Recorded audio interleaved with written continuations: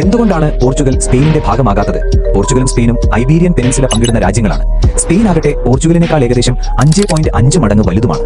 അങ്ങനെയെങ്കിൽ എന്തുകൊണ്ടാണ് Spain Iberian peninsula മുഴുവനായി കീഴടക്കി ഒന്നിപ്പിക്കാതിരുന്നത്?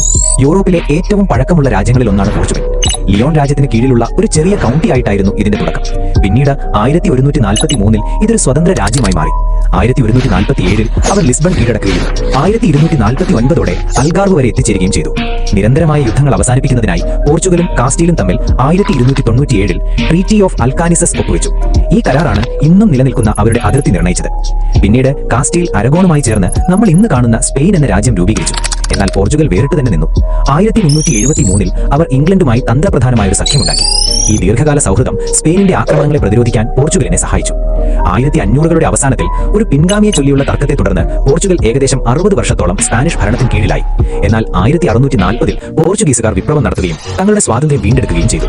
അതിനുശേഷം സ്പെയിൻ വലിയൊരു വിദേശ സാമ്രാജ്യം കെട്ടിപ്പടുക്കുന്നതിൽ തിരക്കിലാവുകയും അയൽ രാജ്യത്തെ കീഴടക്കുന്നതിനേക്കാൾ കൂടുതൽ തങ്ങളുടെ കോളനികളിൽ ശ്രദ്ധിക്കുകയും ചെയ്തു. അങ്ങനെ ശക്തമായ അതിർത്തികളും കരുത്തരായ സഖ്യകക്ഷികളും ഉള്ളതുകൊണ്ട് പോർച്ചുഗൽ തങ്ങളുടെ സ്വാതന്ത്ര്യം കാത്തുസൂക്ഷിച്ചു.